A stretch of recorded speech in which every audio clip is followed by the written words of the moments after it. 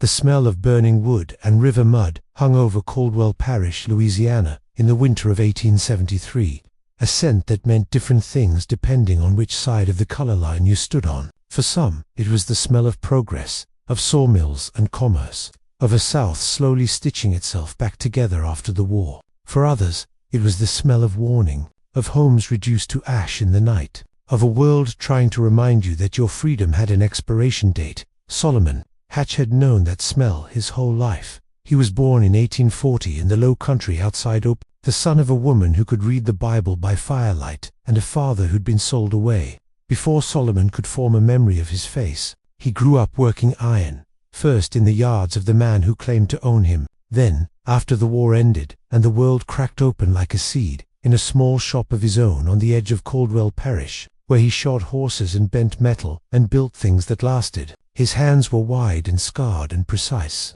They were the hands of a man who understood that strength meant nothing without control.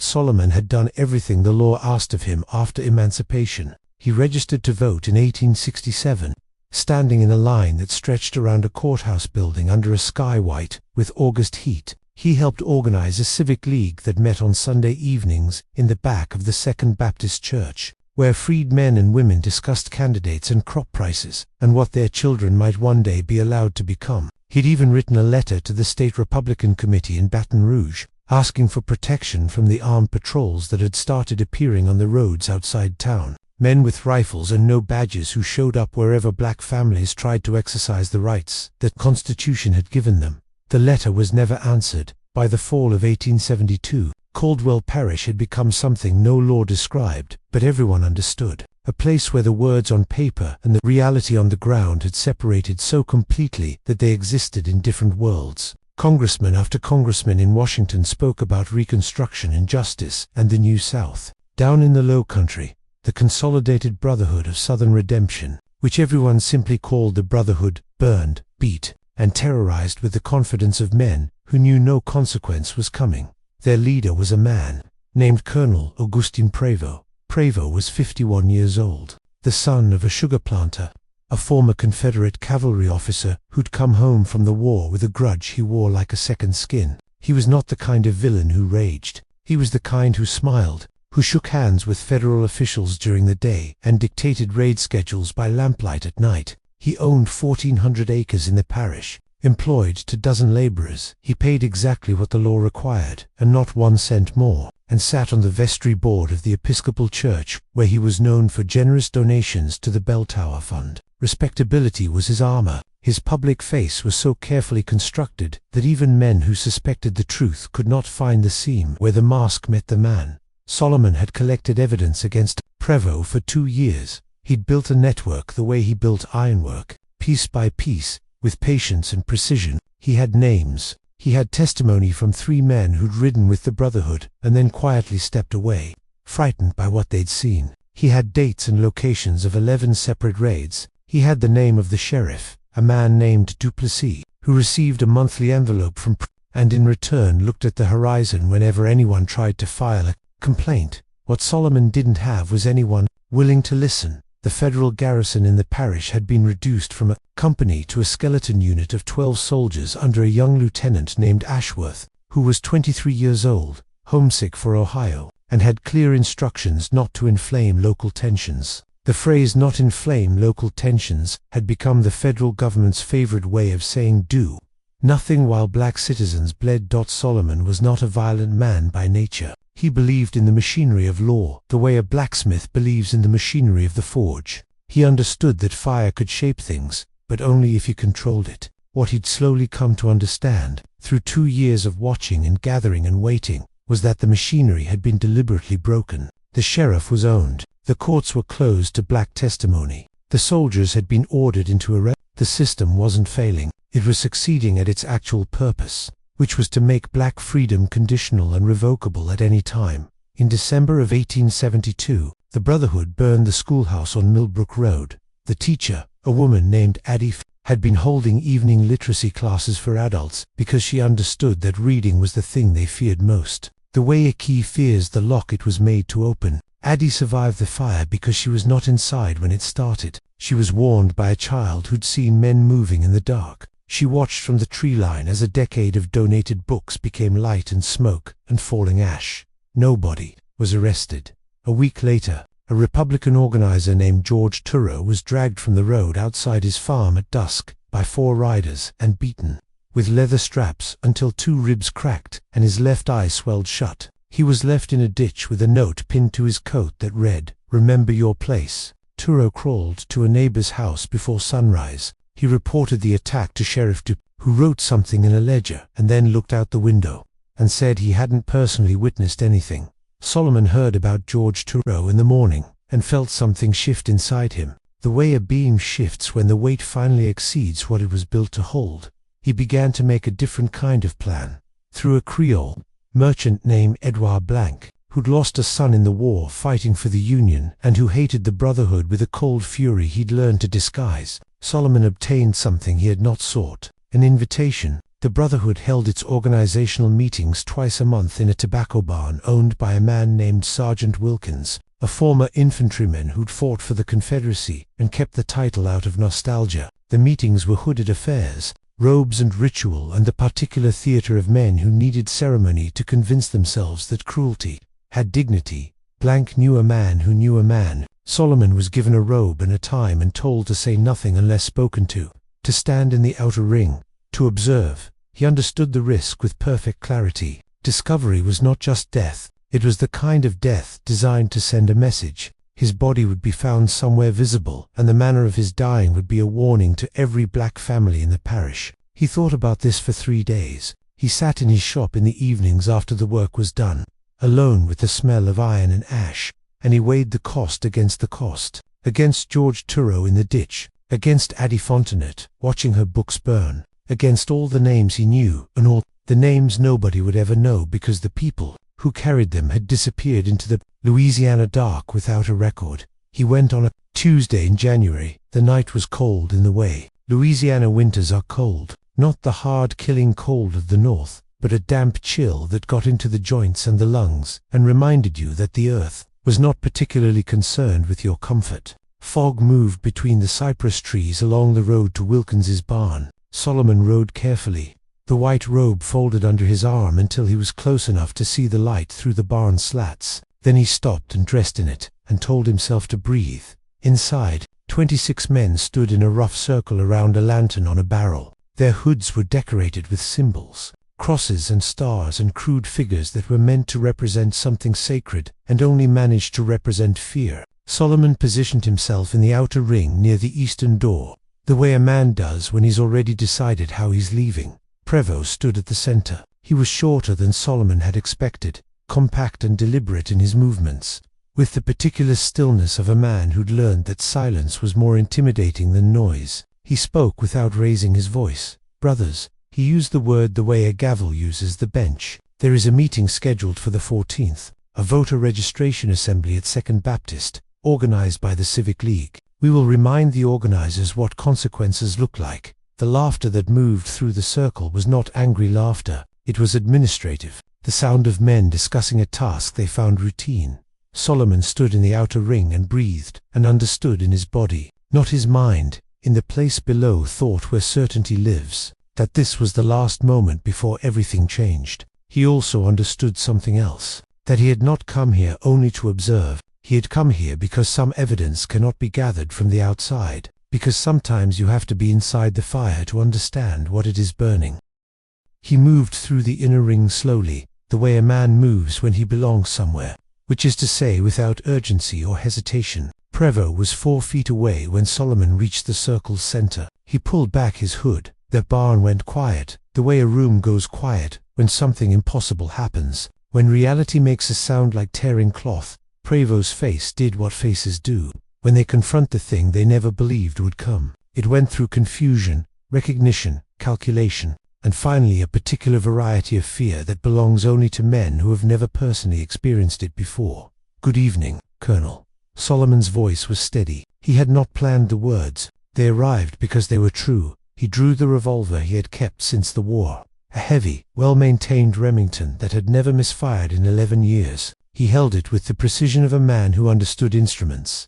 "This is for George Turrow, for Addie Fontanet and her books, For every man and woman in this parish that you decided was property instead of a person, the shot was clean." Prevost fell with the expression of a man who has finally received the bill for a meal he thought he'd eaten for free. White fabric bloomed dark around the wound in the particular terrible irony of a stained uniform. Solomon did not wait. He fired twice into the rafters, scattershots meant to drive back anyone with the impulse to be a hero, and he moved to the eastern door, and through it, and into the fog, and onto his horse before the sound of shouting had fully organized itself into pursuit. He disappeared into the Louisiana night, the way water disappears into water. The search began before dawn. Sheriff Duplessis stood over Prevost's body in the tobacco barn at 5 in the morning with the expression of a man whose most profitable arrangement had just ended. He ordered dogs and deputies and sent riders to every road leading out of the parish. He knew who it was within an hour. Someone had recognized Solomon's hands, the blacksmith's hands, scarred from the forge in patterns that no robe could fully conceal. Solomon Hatch. The name moved through the parish like weather. What Duplessis and his men didn't know was that Solomon had spent months building the kind of infrastructure that people build when they know the law won't protect them and survival requires alternatives. There were supply caches. There were fresh horses arranged through a network of contacts that communicated through means the Brotherhood had never thought to surveil, because they had never believed black communities were capable of organization sophisticated enough to require surveillance. On the first night, he was hidden in the root cellar of a farm owned by a woman named Celestine, whose husband had died of fever 2 years earlier, and who had decided sometime around that death that she had nothing left to lose from doing what was right. She heard the dogs pass within 50 yards of her house. She sat in her kitchen with her hands flat on the table, and her breathing quiet, and her face arranged into the expression of a woman who is simply enduring another evening in the low country. From a statement recorded by a federal investigator in 1874, attributed to Celestine Arsenault, he ate cold cornbread and didn't say a word for 3 hours. Near midnight he asked me if I thought it would matter. I told him I didn't know. He said he didn't either, but he said sometimes you don't act because you know it'll work. You act because you can't live inside yourself if you don't. Within 48 hours, Solomon had been moved through for safe stops. A free Creole household outside Acadia, a Baptist minister named Reverend Octave Thibault who ran supplies between parishes under the cover of circuit preaching, a German immigrant farmer named Klaus Bremer who'd fought for the Union out of pure conviction and who kept a wagon with a false floor that had moved other people north before the war ended, and now moved people sideways, out of reach of men who believed geography and history and law were all theirs to control. Solomon ended up in New Orleans, living in a boarding house in Treem under the name Marcus Calia, working in a cooperage on the river, making barrels with the same steady hands that had bent iron and shaped a nation's conscience. He kept his head down. He read the newspapers in the evening, looking for his own name between the lines of fury and accusation. The Caldwell Parish Courier, January 23, 1873. Negro laborer commits brutal murder of respected planter and civic leader. County in mourning. Authorities pursue fugitive killer. Justice will be served. The New Orleans Republican, January 25, 1873. Freedman defends community against organized terror. Federal investigation reveals years of unchecked violence in Caldwell Parish. Washington weighs intervention. The two newspapers were describing the same event from different planets. In Washington, the timing was complicated and accidentally useful. Congress had been debating the Enforcement Act and a companion measure that would authorize the president to suspend habeas corpus in areas where organized violence was undermining constitutional rights. Caldwell Parish had come up in these debates before, one data point among many in a long argument about whether the South was capable of governing itself according to the amendments it had been forced to ratify. Prevost's death, and the testimony that was about to come out of the parish because dead leaders create frightened members and frightened members talk, pushed the argument forward. The administration dispatched a federal investigator named Major Clement Ardoin, a Louisiana native who'd fought for the Union and who returned to his home state with both a personal understanding of its architecture and a professional commitment to dismantling the parts that were built on violence. Ardoin arrived in Caldwell Parish on February 4th. He set up headquarters in the federal post office, which was the only building in the parish that Duplessis couldn't technically enter without permission. His first interview with Duplessis lasted 12 minutes. He asked how many complaints of night-riding violence had been filed in the past 3 years. Duplessis said he'd have to check his records. Ardoin said he'd wait. Duplessis came back and said records seemed incomplete. Ardoin wrote something in his notebook and said that he considered incomplete records in the face of documented violence to be its own kind of testimony. Within 3 weeks, Ardoin had collected sworn statements from 62 people, nearly all of them black, all of them describing the same pattern with the precision of people who have lived inside something so long they can describe it. The way a cartographer describes a landscape, every detail in its place, every danger marked. He filed his findings with Washington along with a request: arrest the Brotherhood's leadership, try them under federal civil rights statutes, and offer Solomon Hatch protection in exchange for testimony. The findings describe systematic, organized conspiracy against the constitutional rights of citizens of the United States. Not local tensions, not residual wartime friction. Organized, funded, coordinated conspiracy. On February 28, 1873, federal troops arrested 22 members of the Brotherhood's inner circle. The arrested included Duplessis, a district court judge named Armand Puru, who had dismissed 17 complaints of racial violence without hearing. 3 large landowners, the Brotherhood's treasurer, and its chaplain, a Baptist deacon who had apparently seen no contradiction between Sunday sermons and Tuesday raids. The arrests were the first of their kind in that parish. The first time men of that standing had been placed in iron for what they had done to people they had always considered beneath. Accountability. Southern newspapers treated it as an invasion. Northern newspapers treated it as overdue. And in a boarding house in Treem, Solomon Hatch sat on the edge of a narrow bed and read about the arrests in the arrests in the Republican, and felt something that was not quite relief and not quite vindication, but was somewhere in the territory between them. A geographic region with no name, because it had never been mapped, because men like him had never been allowed to arrive there before. He was still a wanted man under Louisiana state law. The state charge of murder did not distinguish between killing a terrorist and killing a neighbor. It simply described a dead white man and a living black one. And in 1873, Louisiana, those 2 facts were sufficient to constitute the entire case for the prosecution. But the federal calculus was changing. Ardoin sent a message through Reverend Thibault, routed carefully, arriving in New Orleans, wrapped inside a letter about lumber prices. The message said, "Return of your own accord would demonstrate good faith.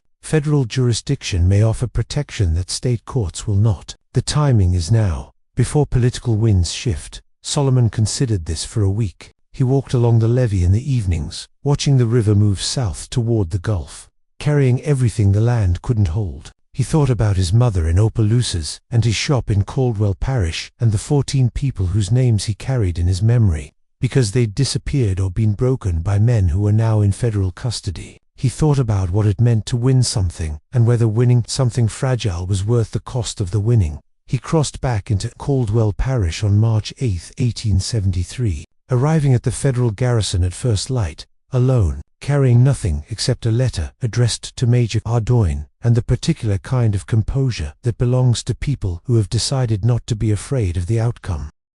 Ardoin met him in the garrison's front office. The 2 men sat across a table that had seen other difficult conversations, and would see more. "You understand," Ardoin said, "that my ability to protect you is not unlimited." "I understand," Solomon said. "The limited protection is more than I've had for 33 years. Ardoin placed Solomon in federal custody and wired Washington immediately. The reply took 4 days and came from the Attorney General's office. It was careful and creative in the way that federal action in that era was often careful and creative, meaning it stretched the law in directions the law had not yet confirmed were possible. Solomon Hatch would be tried in federal court on a theory of justifiable defense of constitutional rights. The prosecution would be conducted by a federal attorney named Nathaniel Voss, a Massachusetts man who had come south after the war with the specific intention of turning constitutional language into practical protection. The defense would be handled by an attorney named Allen Bruce, a Creole lawyer who had grown up in New Orleans in the complicated space between white privilege and black solidarity, and who had spent his career in the narrow gap between what the law said and what it was willing to do. The state of Louisiana demanded that Solomon be surrendered for trial under state murder statutes. The federal government declined, citing its authority to protect individuals whose civil rights claims fell within federal jurisdiction. The legal argument was thin in places and the outcome uncertain, but it held together long enough to get Solomon into a federal courtroom. The trial began on April 14, 1873, in the federal courthouse in New Orleans. The building was 4 years old, built during Reconstruction's confident phase, and still smelled of fresh plaster and ambition. Outside it, the streets were crowded, with people who understood that what happened inside would answer a question that nobody had yet dared to ask out loud in any courtroom in the country. Does a black man's right to defend himself equal a white man's right to the same? The state's representative, a prosecutor named Councilman Devereux, was 60 years old, gray-haired, deliberate, a man who understood that his argument did not need to be legally compelling, only emotionally familiar. "Gentlemen," he said to the jury, 8 white men from various parishes selected because they claimed no strong view on the brotherhood, which itself was information. "The facts are simple. A man is dead. His killer is sitting in this room. The killing was planned, prepared, and executed with a weapon concealed for that purpose. Everything else is distraction." Devereux paced with the confidence of a man who had been right about things his whole life because the world had been arranged to confirm his assumptions. "The defense will tell you about suffering, about schools burned and men beaten. They will ask you to judge the dead rather than the living. But no suffering, however genuine, gives one man the right to murder another. That is not law. That is revenge. And civilized society has never permitted revenge to stand in the place of justice." Broussard stood slowly, buttoning his coat, the gesture deliberate. He was 41 years old, and he had the kind of face that had learned to be unreadable, the way some things learn to be waterproof, not by nature, but by necessity. "My colleague says the facts are simple. He's correct. The question is, which facts?" He walked to the defense table and stood beside Solomon with the same deliberate quality that Chamberlain had employed in other courtrooms. In other states, in that same brief window of history, when the law was being argued over by people who had opposite ideas about what it was for Solomon. Hatch registered to vote in 1867, organized his community. He tried to build what the Constitution told him he had the right to build, and for 6 years, he watched that effort, met with organized, coordinated, funded violence. He collected evidence. He brought it to the sheriff, who was in the pay of the men committing the crimes. He wrote to federal authorities. He waited, he watched. He continued to gather. Broussard held up Ardoin's investigation report. 62 sworn statements, a document that had already put 22 men in federal custody. He said, "The man at the center of that conspiracy is dead. My client killed him inside a gathering where the murder of my client's community was being actively planned." He paused. "Self-defense does not require that the gun be pointed at you in the moment. It requires that the threat be real, imminent, and absent any legal alternative. We will prove all three."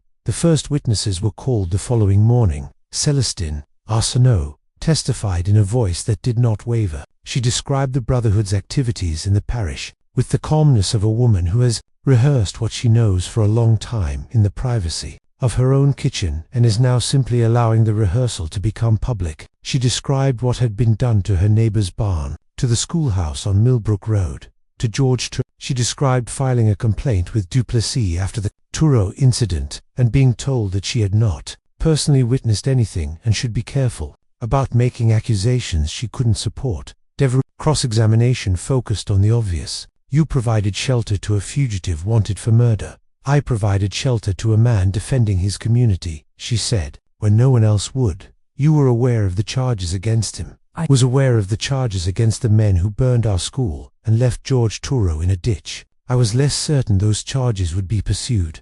Reverend Octave Thibault testified about the network of violence he'd witnessed across 3 parishes over 8 years. He was 60 years old, with white hair and the bearing of someone who has decided that the truth is all he has left to give, and is therefore going to give it completely. He named dates, he named locations, he named 3 men who had participated in raids who were also members of his congregation, and had come to him afterward, not out of guilt, but out of the peculiar pastoral instinct that treats a minister like a repository for whatever one cannot carry alone. He said, "I asked one of them how he could attend service and do what he did in the night. He told me God understood the necessity of order. I told him I didn't believe God had said any such thing, and that he should find a different church. There was a sound in the gallery at that, something between laughter and recognition. George Turo testified from a chair, because his right leg had never fully healed from the night he was left in the road. He described the attack with the methodical precision of a man who has replayed something so many times it has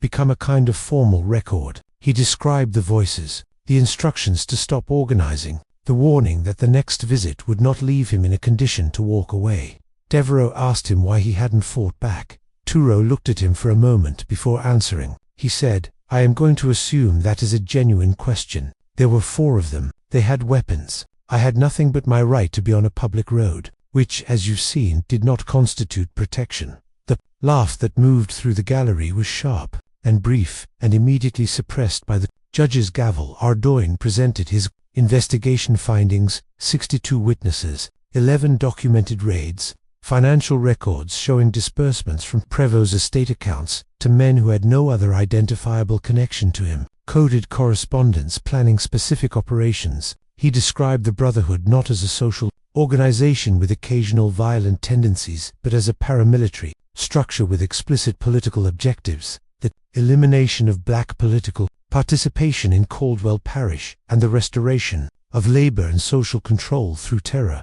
Devereaux's critique of Ardoin was prolonged and increasingly frustrated. He challenged the methodology. He questioned the witnesses' credibility. He asked whether it was not possible that a community organizing itself into armed resistance might falsely attribute its own provocations to a defensive response. Ardoin said, "In 11 years of military service, I've learned to evaluate evidence. What I found in Caldwell Parish is not ambiguous. It is the most thoroughly documented campaign of organized racial terrorism I've encountered in my career, and I've encountered several." Then the defense called Solomon himself. The courtroom settled into the particular silence that comes when everyone present understands they are at the fulcrum of something. Solomon walked to the witness box with the measured stride of a man who had decided some time ago that he would face whatever came with his head upright. He sat, placed his scarred hands on the railing in front of him, and looked at the jury the way a craftsman looks at a piece of work, directly, without performance. Broussard asked him to describe the January meeting.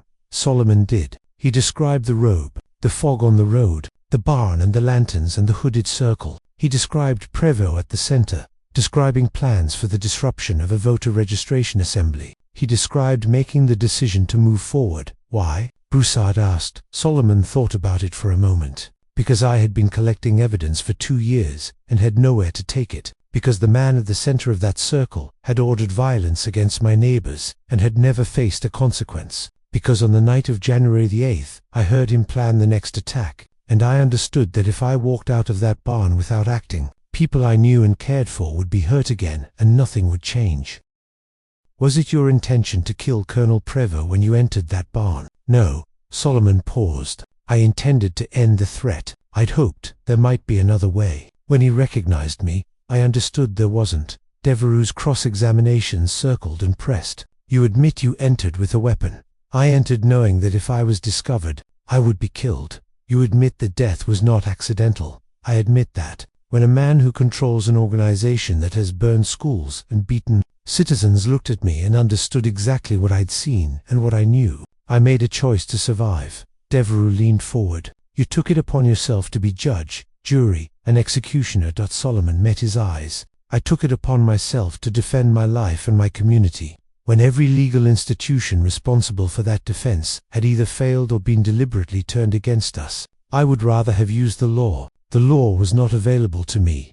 The answer hung in the courtroom for a long time. Closing arguments came on April 22. Devereaux returned to his original ground. The danger of allowing private violence to be legitimized. The chaos that would result if any man could claim sufficient grievance as justification for killing. He spoke in the language of order, because order was the only language available to men whose interest was in whose order it was. Broussard spoke about 2 systems of law, one written in the amendments to the Constitution and one operating in practice in Caldwell Parish. He asked the jury to decide which system they were actually being asked to enforce. He said the question before them was not whether Solomon Hatch had killed Augustin Prevost. He had. The question was whether the killing of a man who operated an organized campaign of terror, in a moment when that terror was actively being planned and legal protection was demonstrably unavailable, constituted murder or constituted the exercise of the most fundamental human right, the right to survive.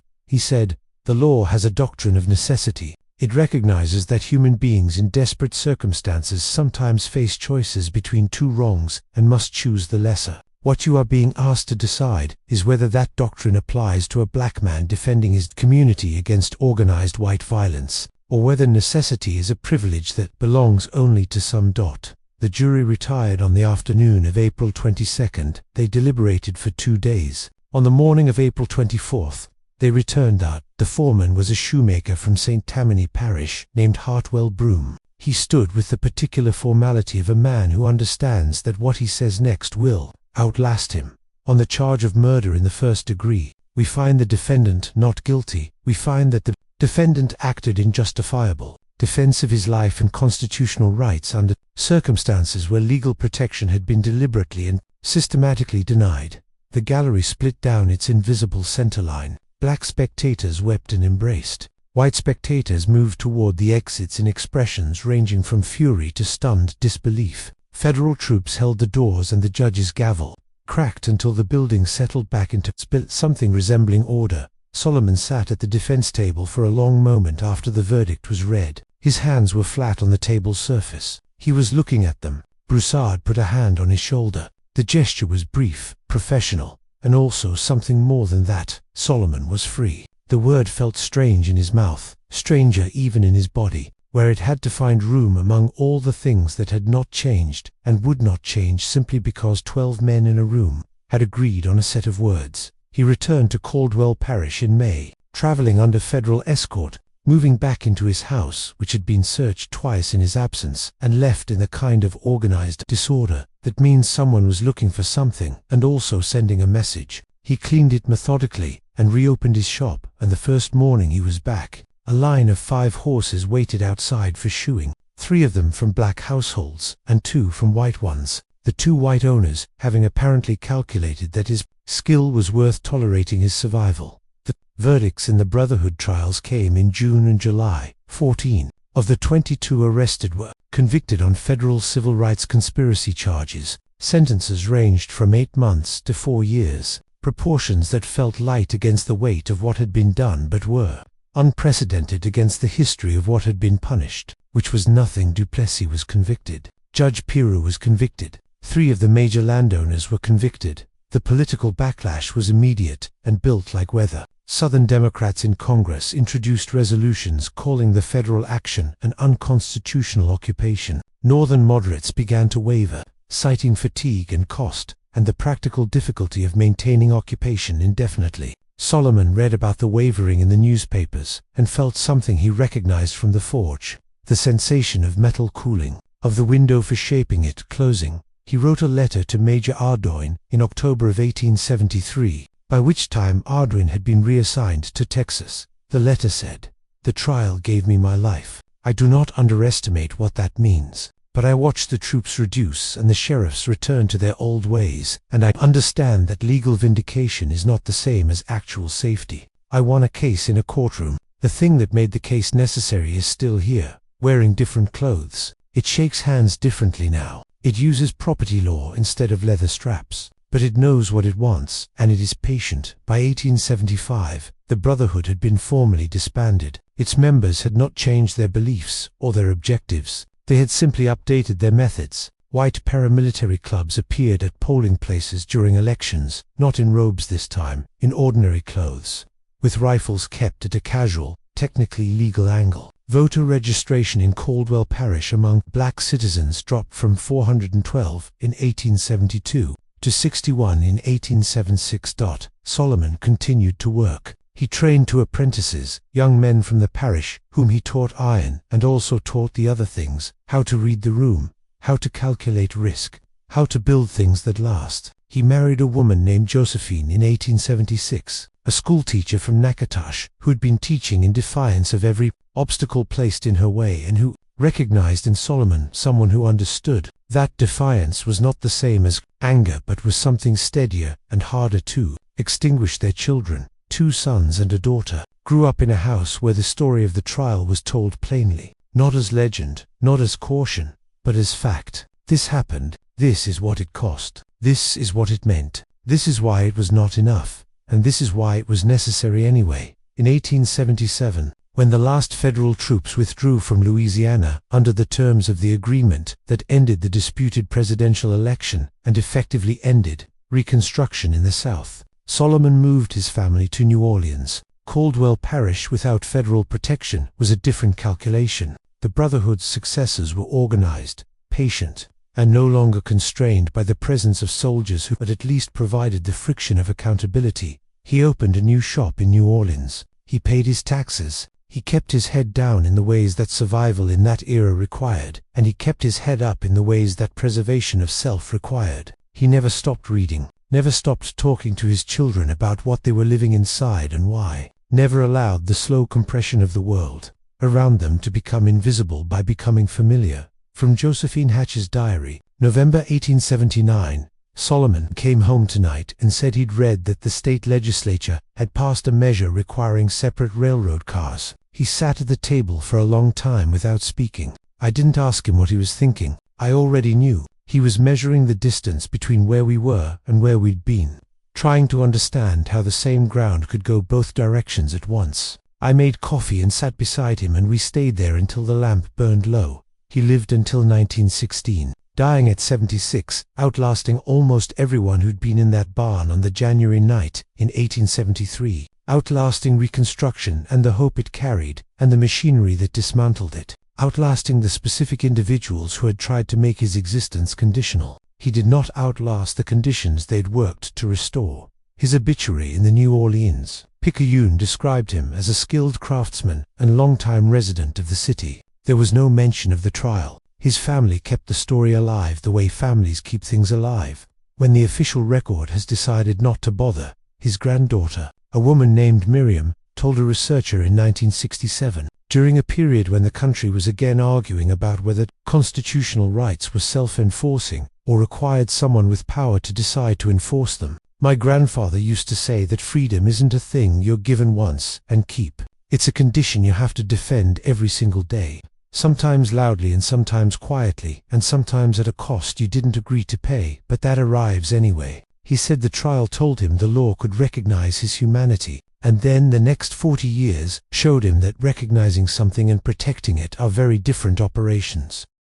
The courthouse where Solomon was tried was still standing in 1967. It would be demolished in 1971 to make room for a parking structure. There is no marker where it stood. The tobacco barn outside Caldwell Parish where Prevost died burned down in 1901 under circumstances that depended on who you asked. No investigation was conducted. The forge in Solomon's original shop was sold for scrap in 1878. What remains is what always remains when official memory decides to forget. The unofficial memory, the family stories, the one document that got preserved in the wrong archive and therefore survived. The names that passed from parent to child to grandchild, carrying the weight of what actually happened and what it actually meant and what it actually cost and whether the cost was worth paying. Historians who study the period have noted that Solomon Hatch's case was one of a very small number in which a black defendant in the Reconstruction South was found not guilty of killing a white man under a theory of justified self-defense. The window in which such a verdict was possible lasted approximately 4 years. From the peak of federal enforcement in 1872 to the beginning of the systematic withdrawal in 1876, before that window, such a verdict was legally inconceivable. After it, legally conceivable but practically unachievable. The window opened because of specific political conditions, federal military presence, executive will, congressional legislation, and the specific framing of civil rights as a federal interest. The window closed because those conditions eroded under political pressure from people who had decided that their comfort with the old order mattered more than other people's constitutional rights. Inside that window, Solomon Hatch walked into a barn and walked out of a courtroom and lived 43 more years in the complicated territory between vindication and liberation. He forged iron and taught his children and watched the world rearrange itself around its old purposes with new tools, and wrote the occasional letter to people who had moved on to other assignments, and sometimes received replies and sometimes didn't. He understood something, by the end, that he'd only suspected at the beginning, that the most dangerous moment in any struggle for equality is not the moment of resistance, but the moment after the resistance succeeds partially, because partial success creates the illusion of resolution, because temporary protection can be mistaken for permanent change, because a generation that did not do the fighting can inherit the gains without understanding what secured them, and then lose those gains without fully understanding what they've lost. His bullet stopped one man. It did not stop the thing the man was part of. The thing the man was part of was patient and adaptive, and understood that it could achieve the same results through property law and poll taxes and gerrymandering and school defunding and 100 other mechanisms that produced identical outcomes without the liability of midnight violence. Solomon understood this too, by the end. He said as much in a letter to his son James in 1912, 4 years before his death, when James was 32 and working as a teacher in Baton Rouge and writing letters home about things he was seeing that felt familiar in their architecture, even if the materials were different. Solomon wrote, "The men I fought against are mostly dead. What they built is not, it doesn't need them anymore. It runs on its own now, maintained by people who've never worn a robe or ridden in the dark, who simply benefit from what the robes and the riding created, and find it easier not to ask too many questions about the foundation. You cannot shoot a foundation. The work you have ahead of you is different from mine. It requires different tools. What stays the same is the requirement to do it at all." James Hatch kept that letter for the rest of his life. His daughter Miriam had it framed after he died. It hung in her living room in New Orleans for 30 years, yellow and fragile in its glass, a piece of one man's understanding of the distance between what was possible and what had been accomplished and what remained stubbornly unfinished. The shot fired in Wilkins's tobacco barn in January of 1873 was heard by 26 men, some of whom spent the rest of their lives trying to forget they'd been present, and one of whom spent the rest of his life understanding what it had and hadn't changed. The question it carried is still traveling. It wants the same answer it wanted then, not who pulled the trigger, not whether the cause was just, but whether the country it echoes through will ever build the kind of structures that make the shot unnecessary, whether constitutional promises will become constitutional realities, whether the distance between what America says it is and what it actually does to the people who most need it to mean what it says will ever fully close. Solomon Hatch's hands were steady until the end. He died holding his wife's hand in a house on Ursuline Street, with his children nearby, and the river 2 blocks away moving south the way it always moved, carrying everything the land couldn't hold. The candle on the nightstand burned down to nothing just before dawn. Outside, the city went about its mourning. The river moved, the work continued. The question remained,